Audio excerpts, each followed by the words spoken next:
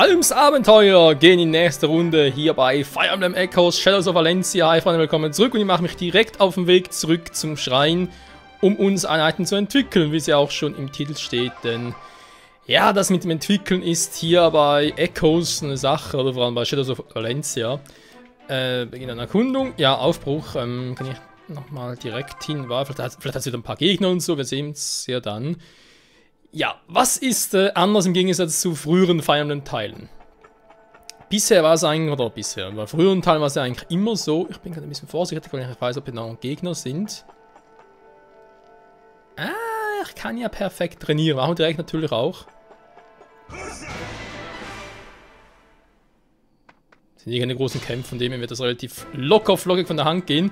Es ist so, ich kann es direkt mal hier zeigen. Wir haben es ja, glaube ich, in der vorletzten Folge gesehen. Ein Beispiel von Fee. Das ist, glaube ich, gerade ein gutes Beispiel, weil sie hat am wenigsten KP. Ziel vielleicht auch. So, Fee, ja. Bei Fee ist so eine Sache, sie hat, ihr seht die Werte, die sie hat, 19 KP, Angriff 8, etc. etc. Jetzt angenommen, sie kann sich ja ab Stufe 3, könnte auch was entwickeln. Wenn ich sie jetzt entwickeln würde, zum Beispiel zu einer Pegasus-Ritterin, und die hätte einen, ja, da geht es bereits los, die anderen Klassen, die haben sogenannte Basiswerte, aber immer nur einen von allen, warte mal, KP, Angriff, Fähigkeit, Geschwindigkeit, das sind ja 1, 2, 3, 4, 5, 6, 7, 8, weil insgesamt 8 Werte gibt es pro Charakter. Und jede Weiterentwicklung, sage ich jetzt mal, hat ihren eigenen Basisgrundwert. Zum Beispiel Pegasus-Ritterinnen, ich vermute jetzt einfach mal, ich rate mal irgendetwas Blau ins Blaue hinaus. KP 30. Einfach mal so als Beispiel. Ja. Basiswert KP 30. Wenn ich jetzt Fee ab Level 3 entwickeln würde, würde sie, obwohl sie eigentlich erst 19 KP hat, würde sie Differenz dazu bekommen. Das heißt, wenn du eine Einheit entwickelst bei Echoes Shadows of Valencia, dann erhält sie automatisch so viel, bis sie den Basiswert ihrer neuen Einheit erreicht. Aktuell wären es bei Level 5 wären es jetzt 11, bei dem Beispiel. Damit sie nachher auch 30 hat, was ja eben bei Level 1 Pegasus Ritterin in diesem Beispiel jetzt halt der Grundwert wäre. So, ich stecke mal ein paar auf, damit ich hier noch ein bisschen kämpfen können und noch ein bisschen mehr erzählen kann. Spielt keine Rolle, weil wir sind ja so stark. Die machen relativ alle locker platt. Ich rede gleich, weil eben geht ja erst darum, noch ein bisschen zu testen. Genau, das ist jetzt so weit. Jetzt die Frage, ja, wie sieht es mit anderen Werten aus? Die sind davon unberührt, weil bisher war es eigentlich bei allen Spielen so, wenn sich eine Einheit entwickelt hat, haben sich eigentlich mehrere Werte erhöht. Und das ist nicht unbedingt wegen der Einheit selbst, sondern einfach nur, ja, doch vielleicht schon wegen einer neuen Einheit, aber die neue Einheit hatte irgendwie keinen Grundbasiswert, war irgendwie immer so plus 4, plus 3 oder plus 2 gibt es halt auf die jeweiligen Werte fertig. Das war eigentlich immer so auf jede neue Einheit bezogen. Jetzt hat jede Einheit halt ihren Grundwert und eben aber auch nur einen von ihnen einen Grundwert. Jetzt sagen sie natürlich, okay, was heißt jetzt für uns? Es ist ein bisschen anders, okay. Aber heißt es jetzt, dass wir einen Dörfler, sollen wir jetzt die bis Level 20, das wäre das Maximum, trainieren und dann entwickeln, oder entwickeln wir die so schnell es geht? Da gibt es unterschiedliche Meinungen. Ich meine, angenommen, ich trainiere jetzt eine Einheit auf Level 20, zum Beispiel jetzt Fee wieder, und die hätte auf Level 20 hätte sie 32 KP. Einmal so ein Beispiel. Also jetzt 32 KP, dann entwickle ich sie, dann wird sie nichts mehr dazu bekommen. Das heißt, sie werden nachher eine Pegasus-Ritterin, Level 1 mit 32 KP, zu natürlich einem viel späteren Zeitpunkt, also wird hier ständig halt offscreen trainieren und so und das ganze Länge ziehen, damit ich ein Level 20 hätte. Natürlich hat es dementsprechend auch höhere andere Werte, Angriff, Fähigkeiten und so, weil die wären natürlich, bis Level 20 wäre, von jetzt an wären es etwa 15 Level, hätte es natürlich auch ein paar Punkte zu bekommen. Das Problem ist aber, Dörfler haben kein gutes Wachstum an Werten. Wir haben es bisher gesehen, teilweise waren es 1 Punkt, selten 2 Punkte, die sich erhöht haben und so. Das ist bei den anderen Einheiten eben ein bisschen anders. Bei den anderen Stufen, sag ich jetzt mal. Und deswegen gibt es da auch halt unterschiedliche Theorien, die ich also gelesen habe, von wegen, ja, in der Regel sagt man, sobald man eine Einheit entwickeln kann, soll man es machen. Weil eben es lohnt sich eigentlich nicht, die zu trainieren bis zum Maximum, außer eben man würde es halt wirklich ständig offscreen nach trainieren und so, also offscreen. Ihr versteht schon einfach nicht halt während der Route, sondern man würde es halt hier zum Beispiel bei so einem Schrein und so nochmal durchgehen, nochmal alle bekämpfen und so, damit halt wirklich alles maximal Level hätten und dann wäre es ein bisschen anders, wenn es maximal Level hätten und dann natürlich alle Werte ein bisschen höher wären. Aber grundsätzlich sagt man, es lohnt sich eben nicht. Ich gucke mal ganz kurz, was die für... Oh, die macht dann ordentlich Schaden hier, wa? Zweimal... Ah, das ist Stufe 3, deswegen. Ich habe gerade gefragt, wieso da weniger und so. So, so lange ein bisschen trainieren. Genau, das heißt für uns eigentlich, oder für meinen Fall jetzt, es würde sich nur lohnen, wenn ich echt alle Einheiten bis zum Maximal trainiere. Sei es eben auch wegen Wachstum oder weil... Nochmal ein Beispiel von Fee. Ich schätze mal, sie bekommt nicht viel Werte auf Fähigkeiten und Bewegung und Geschwindigkeit und so. Das heißt, die werden immer ungefähr niedrig bleiben. Vielleicht hätte sie auf Level 20 vielleicht 7 oder 8 an jeweiligen Punkten. Aber wenn ich sie halt schon vorher entwickeln würde, das schon vorher, viel früher im Verlauf des Spiels hätte ich halt schon eine weiterentwickelte Einheit mit einem besseren Wachstum. Ich weiß, es ist ein bisschen schwierig, das Ganze zu formulieren und so, ist das, wie ich es mir ein bisschen vorstelle. Da mal ein bisschen kurz quatschen, ich kann nach all machen. Das kann nach all machen, geht auf 0 runter, sehr schön. Es ist auch wirklich ein bisschen schwierig, das zu beurteilen, weil eben die einen sagen, es wird empfohlen, dass man sofort entwickelt, sobald es geht. Andere sagen, ja, wenn man halt dann doch das Maximal trainieren will, dann soll man das machen und so weiter und so fort. Und ich denke mir so, ja, maximal trainieren ist natürlich schon schön, aber habe ich halt die Zeit und Lust dazu.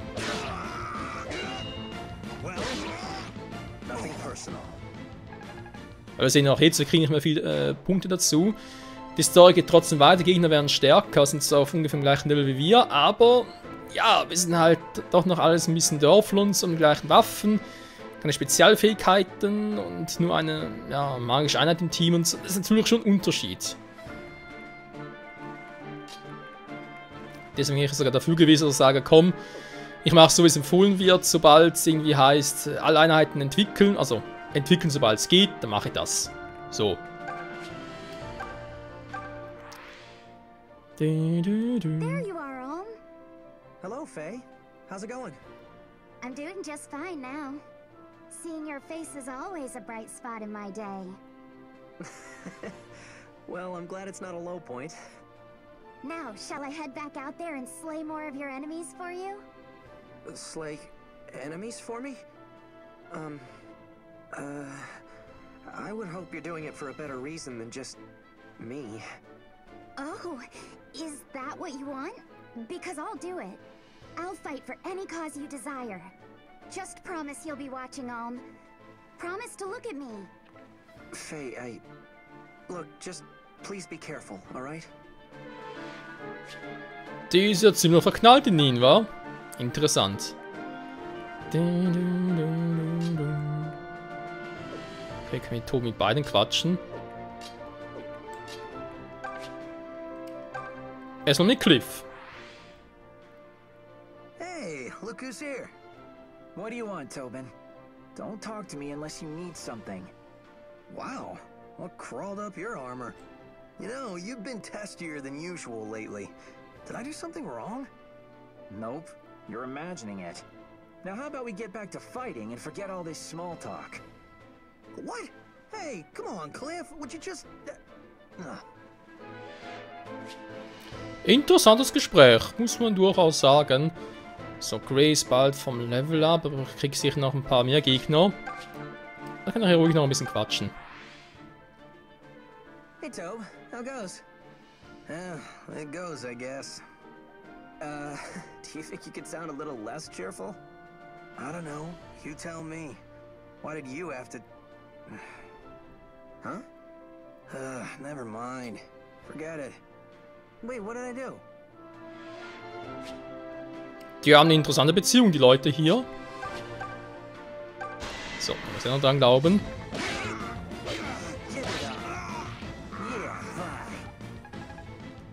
So, bei der Entwicklung selbst noch. Wir haben ja im vorletzten Part oder so gesehen, dass halt Dörfler relativ viele Einheiten hätten und viele Optionen hätten, die sich entwickeln können. Genauso wie die, also sowohl weiblich als auch männlich. Und ich habe mir schon ein paar Gedanken gemacht, zu was für Einheiten ich die Leute gerne entwickeln würde. Natürlich Fea ganz klar, weil sie einzige weibliche Dörflerin aktuell ist, was sogar immer ist, also sie halt zu einer spezifischen Einheit macht, vielleicht sogar wie Pegasus Ritter, so etwas. Dann, Lucas ist sowieso schon Soldat. Tobi mache ich vielleicht zum Schützen. Gray wird irgendwie Söldner oder so etwas werden, weil er halt doch relativ viel Power hat. Er hat dann relativ viel Geschwindigkeit vielleicht zu den anderen und Fähigkeiten zwar weniger in Critten so, aber ja, Resistenz ist noch gut, also im Vergleich halt. Resistenz und Verteidigung etwa gleich, deswegen Schütze. Und Cliff würde ich halt gerne zum Magier machen, dachte ich mir so. Wäre doch noch eine nette Option. So, gib mir Erfahrungspunkte. Haut dann natürlich mit ihr drauf. Mit Faye!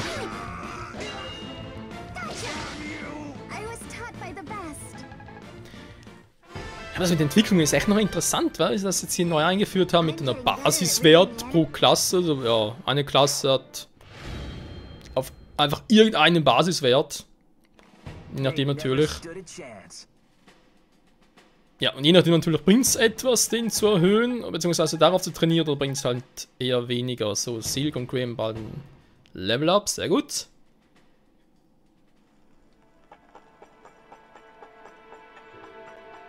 Haben wir gerade.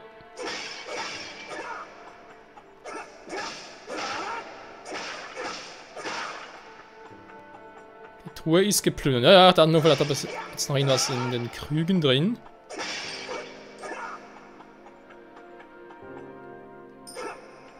Ja, schon mal 2 von denen. Wofür ich die wohl gebrauchen kann.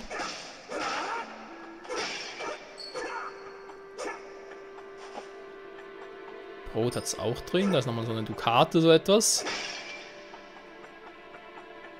So, gab es nicht hier noch irgendwo so einen Typen hier, das da so ein bisschen versteckt hat?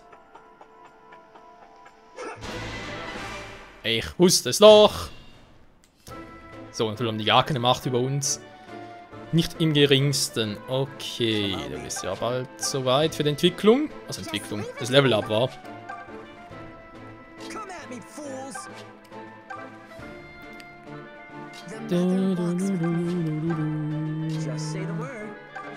So, Cliff hätte genau ein Level Up. Dann Tobin vielleicht auch noch.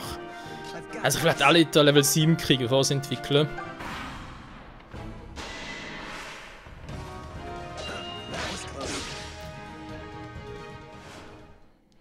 Das ist echt schwierig zu beurteilen, weil wir natürlich sagen, ja, entwickelt die halt schon vor Level 20, vor ihrem Maximum, also waren die Dörfler. Dann ist es halt für mich ein bisschen so, als würde ich ein bisschen was verschwenden, versteht ihr? Also würde ich irgendwie bestimmte Punkte, ja. Ja, bestimmte Stadtteile, die verschwenden würde. Aber, ja, kann natürlich auch das Gegenteil sein. Ich meine, ich kann natürlich auch Pech haben. Das hat zum Beispiel Glück mit Gray, oder? Er hat jetzt jeweils einen Punkt bekommen, 3-mal sogar. 3-mal einen Punkt, aber es kann natürlich auch sein bei den Dörfern, dass sie gar keinen Punkt dazu bekommen. Das wären dann im Prinzip verschwendete Level-Ups, die ich den Dörfern geben würde.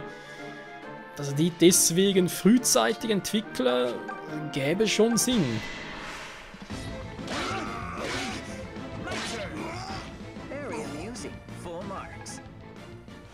Toll.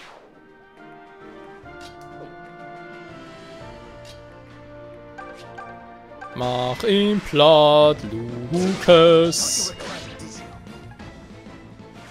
Bei mir ist sowieso egal. Er ist ja bald davor. So, dann, ja, würde sagen, machst du noch? Mit schwarzer Magie! Nosferatu! Aber Nosferatu, schwarze Magie, ich hab keine Ahnung.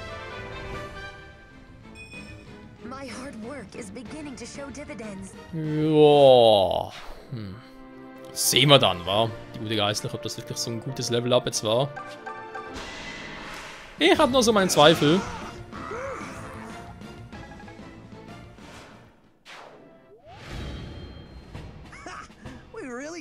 to him. Sehr gut, sehr gut.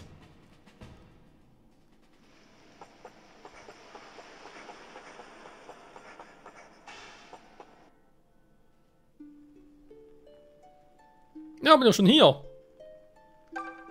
Was ist sie wieder hier? It was my mother's She was a cleric as well. As for my father, I fear I never met him. When I was little, my mother and I went on a long pilgrimage. So you see, I'm quite used to grueling marches such as this. I can look at the sky and read the weather. I know which plants are edible. So if you find yourself wanting for advice, simply say the word. Alles klar. Jetzt wird gerade ein bisschen blöd, vor allem weil zwei von uns, die, nicht hier, die eigentlich schon relativ nah am Level-Up sind. Gray zum Beispiel nicht, den könnte ich jetzt gut entwickeln. Wir schauen mal ganz kurz. Kavalier zum Beispiel. Sind es noch mehrere Werte bei Kavalier? Also sprich, Kavalier hätte jetzt auf Level 1 hätte jetzt einen Basis-Grundwert von Geschwindigkeit 6, deswegen kriege ich die Differenz dazu. Bei Bewegung wäre es 10. Soldaten sind nur 2, mein 28 insgesamt halt. Söldner hat ein bisschen mehr Fähigkeit und Geschwindigkeit. Das ist relativ viel. Man sagt im Prinzip bei der Weiterentwicklung, man soll die Einheit oder ja halt die Stufen nehmen, wo man sieht, aha, da kriegt er das beste Level up. Am besten Boost dazu. Hier zum Beispiel Fähigkeit plus 3, Geschwindigkeit plus 6. Das ist natürlich schon stark, weil vor allem heißt es eigentlich für uns, dass der Angriff schon sehr gut bin, KP auch. Und Gray wäre ein guter Söldner.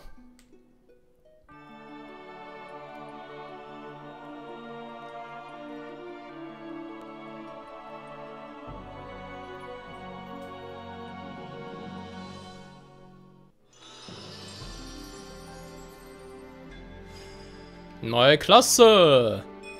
Well, here goes nothing. Jo, schätze ich auch. So, ja, jetzt sind wir einfach von Werten her. Und sonst, wenn ich halt Gray jetzt Level 20 trainiert hätte, vor als Dörfler noch, und ich schätze mal ja weniger, dass er viel Geschwindigkeit und Fähigkeit bekommen hätte, aber könnte ja trotzdem sein. Und dann im schlimmsten Fall hätte ich jetzt hier das Level up gemacht und gar keinen Punkt dazu bekommen. Aber hätte halt die Boosts vom Dörfen noch voll ausgenutzt, aber eben, ne, wegen Wachstumsraten, wäre es doch vielleicht eher scheiße gewesen. So, Lucas geht eh noch nicht, okay. Tobin Cliff würde er gerne eher später machen, weil, ja, die sind kurz im Level, aber ich würde ihn doch jetzt noch gerne geben. Das heißt, Fee kriegt noch ganz kurz was. Kavalier, die natürlich auch männliche Kavaliere und Beriteneinheiten sind ja eh eigentlich diejenigen, die es am öftesten, ja, die es am meisten gibt. Vor allem im Spielen. Ich schätze mal, wir können sich noch einige rekrutieren, deswegen würde ich das eher weniger machen. Ich würde sogar eher Pegasus Ritter tendieren. Geiselcher bringt gar nichts, weil KP plus 1 bloß. Magierin. Meine Option, aber ich sehe sie eigentlich eher als Pegasus Ritter.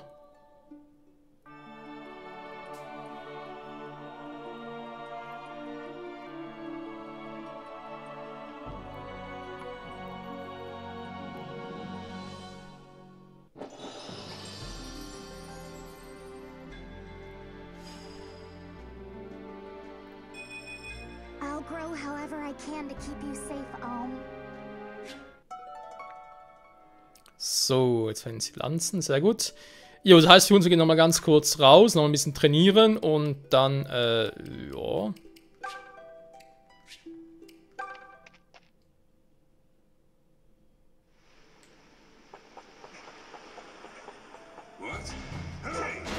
Ups. Ah, das kommt mir, okay. Ich guck mal, was ich mit Fee so machen kann hier, wa? Wir haben da gar kein Damage mehr. Das ist schon ein bisschen krass.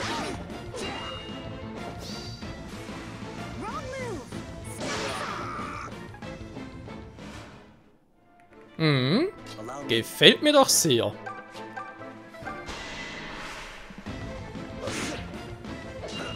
So, Lucas hat ein Schild noch.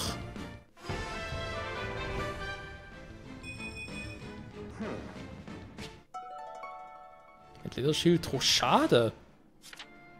So oft genug trainieren und dann den Träger über. Okay.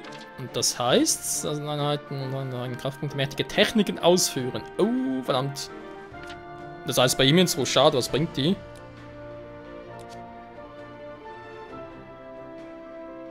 Wie im Schach. Das ist natürlich geil, so eine Fähigkeit. Krass. So, ich würde sagen, greift ruhig alle Alm an. Tobin? Du bist ja noch neu jetzt, hä? Just say the word. The mother walks with me.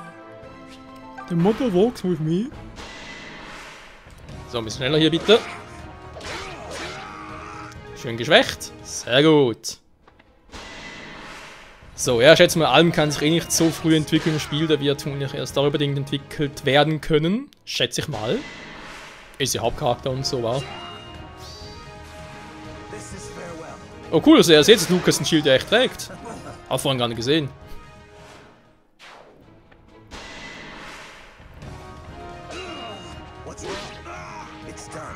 Interessant, sie greifen gar nicht Fee an. Ah doch, jetzt eher.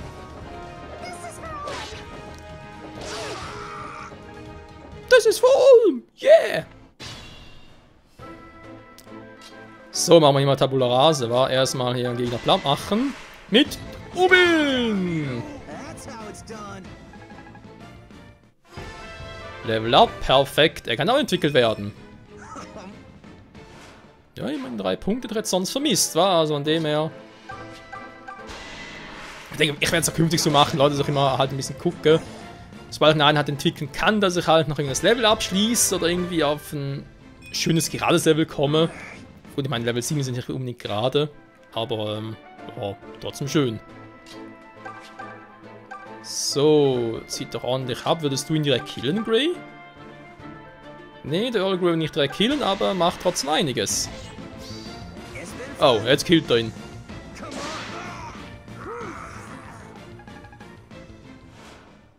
Das war eigentlich so nicht geplant, Kumpel. Dann halte ich halt hier noch ein bisschen, wa?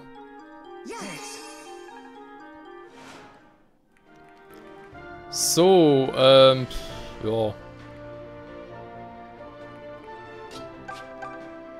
Natürlich noch weniger Erfahrungspunkte. Ich gucke gerade mal, Level 1. Level 6 natürlich viel mehr Angriff, das ist klar, aber es liegt ja auch ein bisschen an der anderen Klassen und so. Für auch mehr Resistenz, so. Ja, komm, Lucas.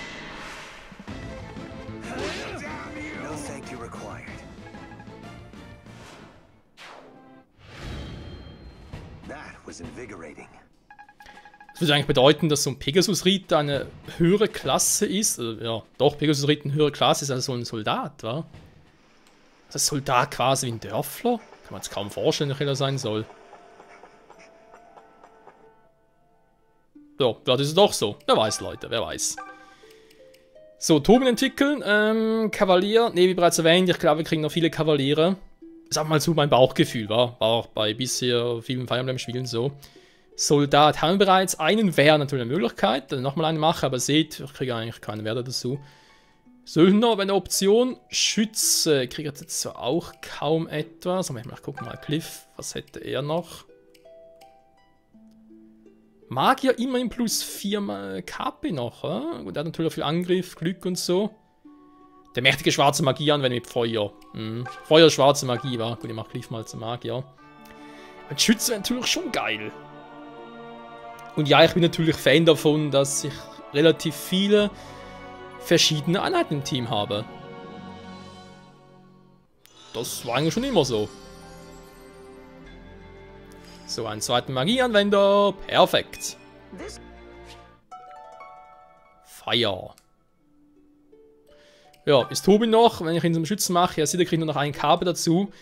Hätte ich ihn früher schon entwickelt, hätte vielleicht noch was anderes dazu bekommen und so. Ob es das schlecht war oder gut oder keine Ahnung, wir werden es vielleicht nie erfahren. Nur vielleicht erst, wenn es zu spät ist. Ja, es ist echt schwierig, wie bereits erwähnt, da ein bisschen recherchiert und es gibt so viele unterschiedliche Kommentare dazu. Aber die meisten sagen schon, entwickle sobald du kannst. Außer eben, du willst da bis zum Maximum trainieren und so, dann ist was anderes, aber ansonsten. Eisenschwert, der braucht noch ein bisschen, bis er da die Fähigkeiten hat. Lederschwert jetzt schon, okay, gut. Ja, Freunde, das war's für uns. Ja.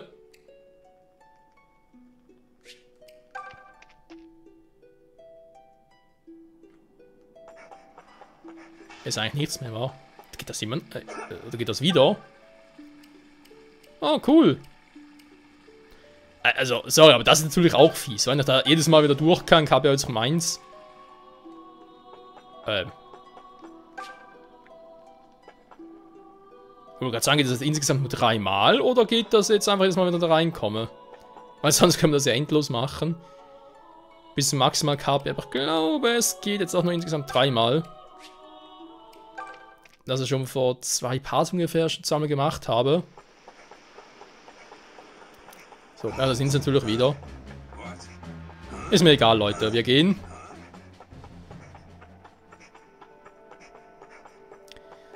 Den unnötig trainieren will ich ja auch nicht unbedingt. So, dann war das jetzt halt unser ja, Trainingspart, sag ich jetzt mal, beziehungsweise Entwicklungspart. Das heißt für uns im nächsten Part dann werden wir uns da oben durchschlagen, Gegner angreifen und so. Das wird sicher richtig lustig. Wir sind bereits bei Tag 21.